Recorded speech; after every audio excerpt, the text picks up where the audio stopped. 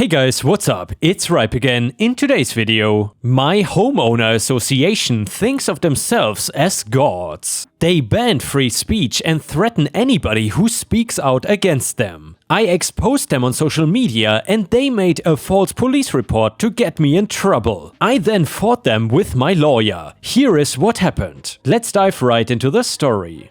I will try and make this story as condensed as I can, but it still might end up being a little bit long. So I live in an HOA that for the last few years seems to have been going downhill. Board members changed and the new ones seem to think that they are some kind of gods that cannot be questioned and can do anything they want. They really like making new rules out of nowhere that don't seem to make sense, but then will get rid of them before they can get in trouble. This is especially true around the holidays, where they will make a rule specifically against something and then get rid of it right after the holidays while claiming it had no relation. And by the way guys, sorry if you hear like dogs barking in the background, that's just the friendly neighbor dog getting neglected by their owners. But anyway, one big example of this is right before the 4th of July, American Independence Day, the HOA held a meeting saying that they were gonna make rules banning flags on people's properties. I knew right after the holiday they would end up taking that rule away before they could get in any fights about it. I was at that meeting and finally felt fed up with the things they were doing and decided to speak up. I will admit that I don't have the most elegant way of putting things and I was too frustrated to care. Me? Why the hell do you guys keep trying to do this crap during any kind of holiday? HOA head: Sir, don't speak to us like that or we will have you removed. Me? I have freedom of speech here and I'm using that to tell you off. Last year you banned people from going around caroling, Thanksgiving you banned people from preparing turkeys outside, and now you are doing this. We all know you just want to make rules that would never stand and then will take them away a couple days later because you're on a power trip. HOA, get out of here now. You cannot talk to the board like this, and we will not stand for it. They actually called the police on me and had me removed from the meeting because they did not like that I was telling them off. I went home and made a post on social media about what happened and criticized them some more. They can remove me from the place, but they were not gonna silence me no matter how hard they tried. They got wind of what I did and clearly thought that me having an opinion against them should not be allowed. The head of the HOA actually came to my house to talk to me about what I had done at the meeting and then wrote about on social media. Again, I don't want the story to go on forever, so I will just summarize what he had said during the meeting.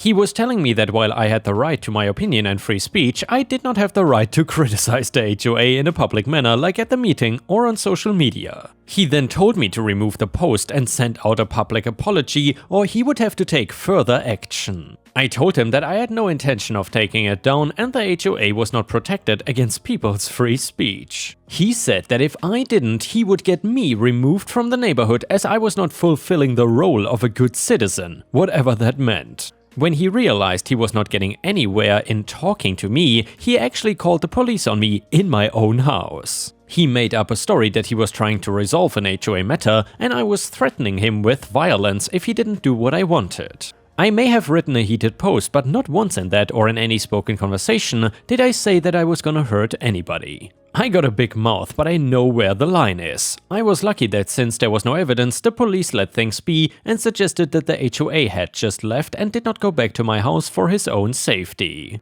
There was not anything else they could have done, but him making that phone call created a bitter taste in my mouth. I thought it was over, but I started getting fines in the mail for going against community guidelines without any actual specifics. It was clear they wanted to fine me for what I had said, but since that was not an actual rule, they were going to be vague. I did not pay a cent and instead sent a letter back saying I would not pay unless they could tell me exactly what guideline I violated. The fines kept growing and I ended up getting a lawyer for my own protection against what they were trying to do. Enough build up of fines and they could try to get my house taken away from me. So we went to court and finally the HOA head was forced to give an explanation of what the fines were actually for. He said that I was not allowed to speak publicly against the HOA and me doing so was a violation of the community. Of course, the judge knew this was total crap and asked what about the HOA allowed them to take away my rights. For those that don't know, freedom of speech does have limits, the most famous one being when you are in school and under those rules. The other one being yelling fire in a public place when there's not one and causing chaos, and things like that. The things I said though did not do anything against anything legally, so the judge told them they could not fine me over it. Additionally, they had to look at my social media post as evidence, and it just seemed to get the HOA under even more fire. I had listed rules that they had made before holidays and taken away right after them.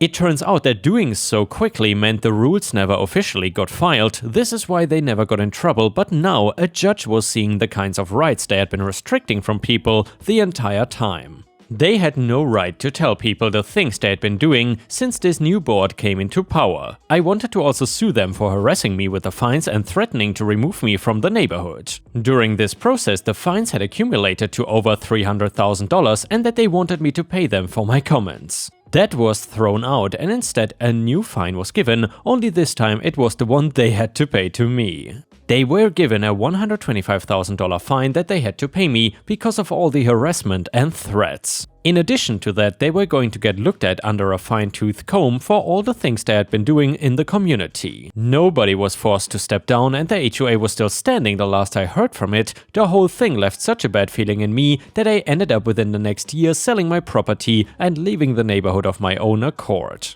I did not want to live somewhere that the HOA was run by these people, and I just knew that I was gonna have to deal with more crap from them. So I left and instead moved to a place that did not have an HOA, because that seemed like the safest thing for me. I do hope that at the very least the head of the HOA got taken down and a more competent person with a smaller ego took over. And yeah, Ripe Stars, I guess that was, in this case at least, the best decision for OP to simply move away from all of this. However, imagine that you bought a house or something in an HOA and it is not as easy for you to move away. If you are stuck in such a situation, I guess it would be a good idea to bond together with the other neighbors and maybe collectively do something against the HOA together. But either way, let's continue with the next story. This one is titled Computer Revenge. So there is lots of backstory. I was around 13 at the time, now I'm 19. I was hooked on Minecraft and me and my dad spent quite some time on the Xbox 360 version.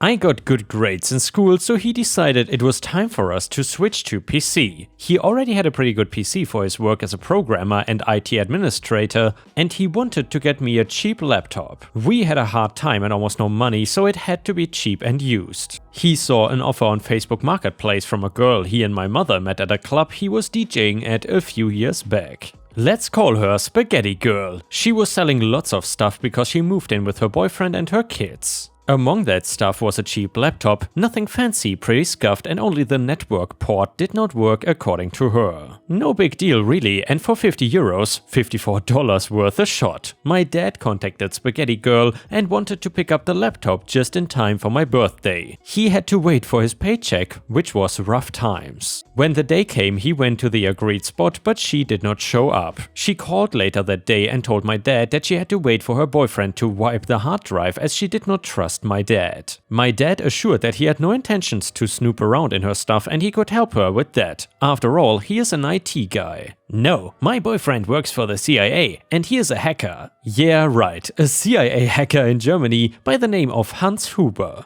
Name changed, but a very German name. Okay, fine, she insisted that the laptop still works and just a network port is busted. After 1 week, my dad picked up the laptop, paid the $50 and headed home. He could not test it on site because the battery was dead. Back at home, the laptop was, of course, dead. He opened it up and found a mixture of nicotine, coffee and undefined fluids. Close your eyes and imagine the sound of a Velcro strap being pulled open. That was the sound the keyboard made when he tried to lift it up. I still remember that sound because I stood next to him and wanted to get my laptop going ASAP. I cried the whole night. Of course, my dad contacted the pasta lady right away. She insisted that he must have broken it as it worked yesterday. And that she also wanted €10 for the bag she gave him with it. My dad was calm on the outside, but he locked up his office door for 4 hours and instructed us to not go in there for the next few days. Finally, after a wall of text, the autopsy, remember that my dad was an IT administrator at the time, turns out he was pretty good at his job. He was a guest lecturer at some universities, held talks about data recovery on conferences, etc. My dad plugged in the still good hard drive into his work PC and had a look. Of course, hacker Hans only had formatted the drive. He recovered some files to look for any logs that would indicate that the laptop had worked yesterday. The last files were from half a year ago.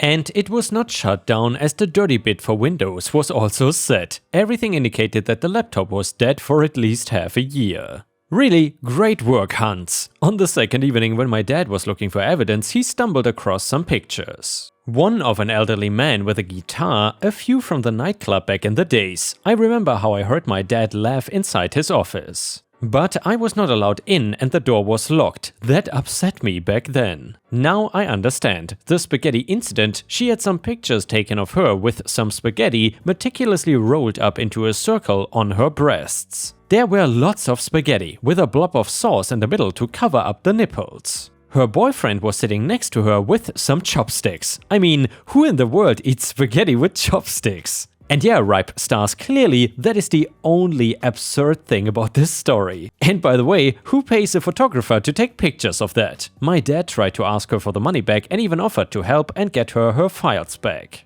Did not mention the spaghetti pictures, she went on to attack my dad publicly on Facebook. Stuff like, there's this guy, OP, who tries to blackmail me, what should I do? And no, I don't want your pictures, OP. And to top it all off, when my boyfriend learns about this, he will hack you. A few private messages followed. Shut up about that stupid laptop and give me the 10 euros for the bag, or else I will tell everyone you assaulted me. Also, there were a few insults. My dad had enough of that. He suspended his Facebook account and went silent. He almost lost his job and family over this, but he was smart enough to save all the chat logs with her. So he could prove to my mother and his boss that he was not blackmailing anybody, and he was not sending nude pictures to anybody. Yet the revenge, after a few months my dad had a new Facebook account and everything was back to normal. He landed a new job, did not add his boss on Facebook this time, and did not use his real name. He even joined the old nightclub alumni group on Facebook to connect with a few friends from back in the days. One beautiful day, he finds a new post in the group by Spaghetti Girl asking everyone for pictures of the good old days as a thief stole her laptop and tried to blackmail her with deleting the pictures. My dad kindly responded. He had this evil grin on his face when he told me a few days ago, "Oh hey Spaghetti Girl, long time no see, I have quite a lot of pictures from the time. I found them on an old hard drive, even some of you and your boyfriend at a nice pasta dinner. And also a few screenshots with old chat logs. Do you want me to send them to you via PM or should I just share them here?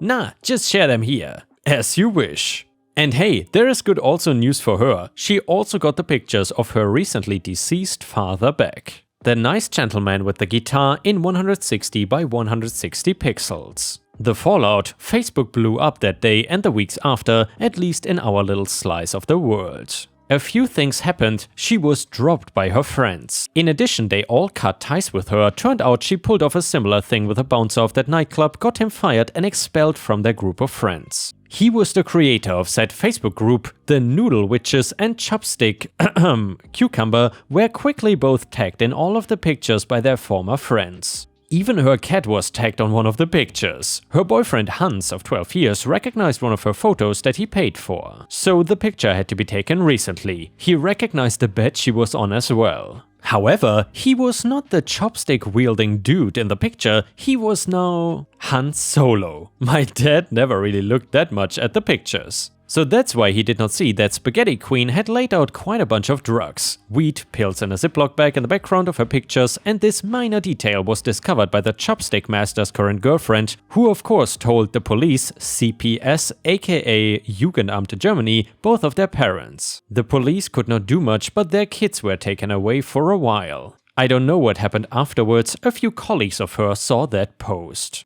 She quit her dream job of being a cashier at Aldi soon after that. She had to move out of Hans's flat. She actually moved across the country if her new Facebook account is to be believed, and she used the name of her cat. I know I am being a spiteful prick over this, but I think she got what she deserved. And 50 bucks. Today we sold the hard drive and the RAM from the laptop for 30 euros each afterwards. With the money, my dad bought a used HP desktop for me, Minecraft at 30 FPS. Coming from the Xbox 360, this felt right at home. For my 17th birthday, I got a, back then, brand new computer. It was a sweet PC with no spaghetti pictures on it. My dad and I still play Minecraft together. He now is a software developer at a bigger company and we have no concerns about money. We are not rich, but not paycheck to paycheck. Not all heroes wear capes. However, my dad does. He went to Minecon with me as well. And yeah, Ripe Stars, I gotta say, that's definitely a cool dad. I wish I had a dad like that. But then again, at least I had a brother who I could do stuff like this with. Even though I did not really grow up with Minecraft, I am way too old for that. Let me know in the comments what were your favorite childhood games. And by the way, if you have enjoyed today's stories, then please don't forget to like the video and maybe even post some star emojis in the comments if you want to support me. The next one is titled, Crazy Karen attacks me over a toy, sweet karma shows up. I never thought I would run across an actual Karen like those that I read about here, but yesterday I was proven wrong. So wrong. A bit of backstory, I have a 5-year-old girl that is best of friends with my neighbor's daughter who has special needs. The two are inseparable. My wife had bought our daughter a toy a few weeks ago as a reward for doing all her chores and being awarded as Student of the Week in her kindergarten class. She immediately took it over to the neighbor's house and the two girls love to play with it. It is one of those toys that comes with accessories, slime, stickers, etc. Well, since then, this particular toy has been featured on a very popular morning talk show and is now pretty hard to find. My daughter's friend's birthday is the day after Thanksgiving and asked me if we could buy her best friend the same toy as her gift. We couldn't say no to her request for her best friend, so we started looking online to see if we could find one. After a few days of no luck, one of the very popular, more bougie of the big box stores had some in stock at a store about 30 minutes away. I hit the road to try and get my hands on one before they were all gone. This is what happened when I got there, and I still cannot believe it happened. I got to the store, grabbed a shopping cart because I was going to grab a couple other things while I was there, and walked straight to the toy department. I looked around for a few minutes before I finally saw the toy I was after. There was only one left and I grabbed it and put it in my cart. I was so glad I finally found one. I started to walk away to continue shopping when I heard a voice behind me say, "Excuse me, but that toy was mine. I put it down and was coming right back for it. Do you mind?" I replied with, "Oh, I'm sorry. I've been looking for this toy as a gift for a very special little girl and it was on the shelf, so I'm sorry, but no. I'm going to buy it." She instantly shot daggers at me with her eyes and said, "Excuse me? I was here first and I need it more than you. I have a customer that ordered it and I need it now, so please hand it over." That's when it struck me, she is a reseller and had promised something she didn't have. At that point I didn't. I was pretty much like, oh well, but that's not my problem, but maybe they have more in the back. You should ask someone that works here, and went about my way to finish my shopping. As I was walking away she snipped, "You're a real jerk, you know that?" I sarcastically responded, "Maybe, but I got what I came for. Have an awesome day." And walked away. I made my way to the laundry detergent aisle and quickly forgot about the woman. A few minutes later, as I grabbed some detergent and dryer sheets, I stopped to check what else was on my list. The same woman entered the aisle and quickly said, "Oh, there you are. Listen, I asked an employee and they said there aren't any in the back and they don't know when more are coming in. I would appreciate if you would do the right thing and just give it back to me before I find a manager and tell them you took it out of my hands." I quickly responded with, "Huh? What are you talking about? This toy was on the shelf and nobody else was around when I picked it up, so please leave me alone." You cannot have it, and that's it. I tried to walk out of the aisle when this crazy Karen stepped in front of my cart, reached into my cart and tried to take the toy. I quickly pulled the cart back and said, "What is your problem, lady? Get away from me." She then tried it again, but this time I put my hand on the toy before she could grab it. She then dug her nails into my arm before I smacked her hand away with a loud, "What the hell, lady? Get away from me." This is when the crazy Karen act went into overdrive. She instantly started screaming for help at the top of her lungs. "Help! He's attacking me! Help me, somebody!" Naturally, a bunch of people quickly came over to see what was going on, and there I was, a 6'3" man with tattoos and a shaved head and beard standing there as she threw herself on the floor. And yes, she actually threw herself on the floor, screaming for help. I thought to myself, this is going to end badly for me. 2 employees were a couple aisles over and came running. Now there were a few people and the employees looking at this Karen on the ground, pleading for help and screaming for someone to call the police. The employee asked what happened while helping her up from the floor, and she immediately lied and said that I attacked her and took her items from her cart. I quickly stated that this crazy lady is lying and she attacked and then threw herself on the floor to get me in trouble. A manager shows up and asks what happened while Karen is standing there with crocodile tears saying I assaulted her over her toy. I quickly denied the false accusation and demanded that the police be called. The manager had the police called and I waited right there. The lady had a crowd of people around her consoling her, and they are all looking at me like I'm some sort of woman beater. All the while she is telling everyone around her what a monster I am and that she intends to press full charges against me for assault. After about 10 to 15 minutes, 2 police officers show up and start to ask questions about what happened. I explained what had happened from beginning to end, and she told her twisted fairy tale. The officers asked if the security cameras had a shot of the area. We were escorted to the manager's office, and while one officer reviews the footage with the manager, the other officer asked for our IDs and stepped out of the office. More than likely to do a warrant check, I assumed. This is when glorious karma showed up. After a couple of minutes of the officer reviewing the camera footage and her continued lies about what happened, he asks Karen, "Ma'am, I'm only going to ask this once. Would you like to change your story about what happened?" I instantly smiled from ear to ear.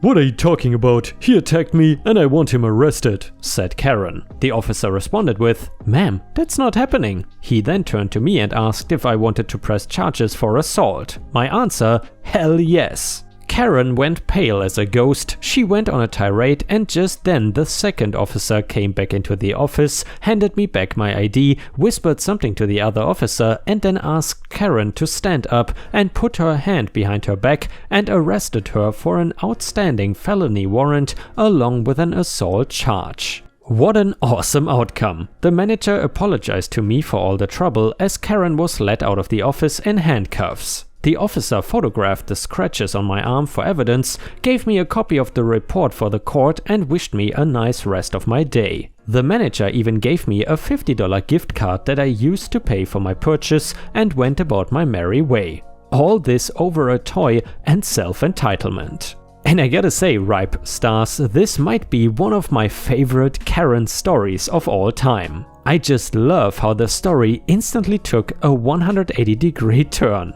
Karen got exactly what she deserved if you ask me.